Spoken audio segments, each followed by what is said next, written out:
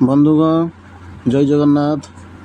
ଆଜି ଆମେ ପତ୍ନୀଙ୍କ ଆଗରୁ ସ୍ୱାମୀ କାହିଁକି ମରିଯାଆନ୍ତି ଭଗବାନ ଶ୍ରୀକୃଷ୍ଣ ଗୀତାରେ ଦେଇଛନ୍ତି ଏହି ପ୍ରଶ୍ନର ଉତ୍ତର।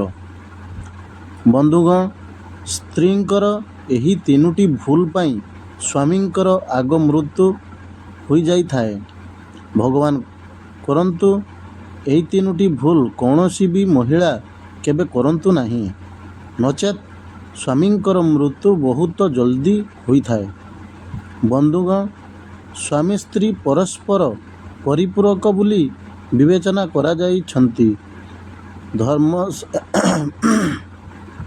ଧର୍ମଶାସ୍ତ୍ର ଅନୁଯାୟୀ ଜଣେ ବ୍ୟକ୍ତିଙ୍କୁ ସେ ପର୍ଯ୍ୟନ୍ତ ଅଧା ବୋଲି ବିବେଚନା କରାଯାଏ ଯେବେ ଯାଏ ସେ ବିବାହ କରିନାହାନ୍ତି। ଆମେ ଆପଣଙ୍କୁ କହି ରଖୁଛୁ ଯେ ଅର୍ଦ୍ଧାଙ୍ଗିନୀ କହୁଥିବା ମହିଳାମାନେ ଅନେକ ପ୍ରକାରର ଚେଷ୍ଟା କରନ୍ତି ଯାହାଦ୍ୱାରା ତାଙ୍କ ସ୍ୱାମୀ ମୃତ୍ୟୁଠାରୁ ବଞ୍ଚିକି ରହିପାରିବେ। ଯେମିତିକି ସାବିତ୍ରୀ ବ୍ରତ କରିବା, ଅନେକ ପୂଜାପାଠ କରିବା। କିନ୍ତୁ ଯଦି କୌଣସି ମହିଳା ଏହି ତିନୋଟି ଭୁଲ କରନ୍ତି ତେବେ ତାଙ୍କ ସ୍ୱାମୀ ମୃତ୍ୟୁକୁ ପ୍ରାପ୍ତ ହୋଇଯାଆନ୍ତି, ଅର୍ଥାତ୍ ପତ୍ନୀଙ୍କ ଠାରୁ ତାଙ୍କର ଯୌବନ ଅବସ୍ଥାରେ ହିଁ ସ୍ୱାମୀ ମରିଯାଆନ୍ତି। ଆସନ୍ତୁ ଜାଣିବା ଏହି ତିନୋଟି ଭୁଲ କ'ଣ। ବନ୍ଧୁଗଣ, ଭିଡ଼ିଓଟିକୁ ପୁରା ଦେଖିବେ, ଲାଇକ୍ କରନ୍ତୁ, ସବସ୍କ୍ରାଇବ୍ କରନ୍ତୁ, କମେଣ୍ଟ କରନ୍ତୁ, ସେୟାର କରନ୍ତୁ ଭିଡ଼ିଓଟିକୁ। ଯଦି ଆପଣ ନିଜ ସ୍ୱାମୀଙ୍କ ପାଇଁ ସାବିତ୍ରୀ କିମ୍ବା ଅନ୍ୟ କୌଣସି ବ୍ରତ ରଖିଛନ୍ତି ଏବଂ ସେହିଦିନ ଉପାସ ରହିବା ଜାଗାରେ ଆପଣ ଖାଦ୍ୟ ଗ୍ରହଣ କରୁଛନ୍ତି କିମ୍ବା ଜଳ ବି ପିଉଛନ୍ତି, ତେବେ ଏହାର ପ୍ରଭାବ ଆଗାମୀ ଭବିଷ୍ୟତରେ ଆପଣଙ୍କ ଜୀବନରେ ନିଶ୍ଚୟ ପଡ଼ିଥାଏ। ବ୍ରତ କରିବା ସମୟରେ ଖାଇବା ପ୍ରତି ଟିକେ ବି ଲୋଭ କରିବା ଉଚିତ ନୁହେଁ। ଏମିତି କରୁଥିବା ମହିଳାମାନଙ୍କୁ ଅନେକ କଷ୍ଟ ଧରି ସ୍ୱାମୀଙ୍କ ସୁଖର ବଞ୍ଚିତ ରହିବାକୁ ପଡ଼ିଥାଏ।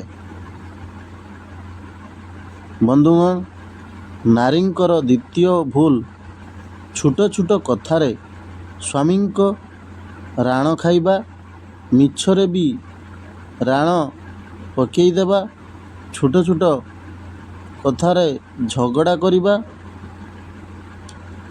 ସ୍ୱାମୀଙ୍କ ସହ ଭଲରେ ନ ରହିବା, ସବୁବେଳେ ନିଜ ମୁହଁରୁ ଖରାପ ଶବ୍ଦର ଉଚ୍ଚାରଣ କରିବା ଏବଂ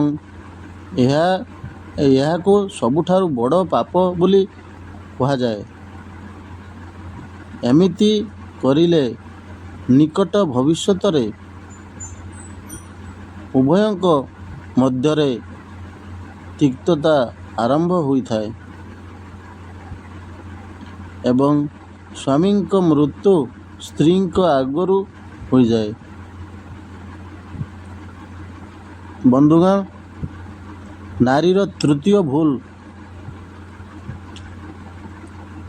ବନ୍ଧୁଗଣ, ଗରୁଡ଼ ଶାସ୍ତ୍ରରେ ଏହା କୁହାଯାଇଛି ଯେ ଯେତେବେଳେ କୌଣସି ମହିଳା ମାଂସର ସେବନ କରିଥାନ୍ତି ସେତେବେଳେ ତାଙ୍କ ସ୍ୱାମୀଙ୍କୁ ଅନେକ କଷ୍ଟର ସାମ୍ନା କରିବାକୁ ପଡ଼ିଥାଏ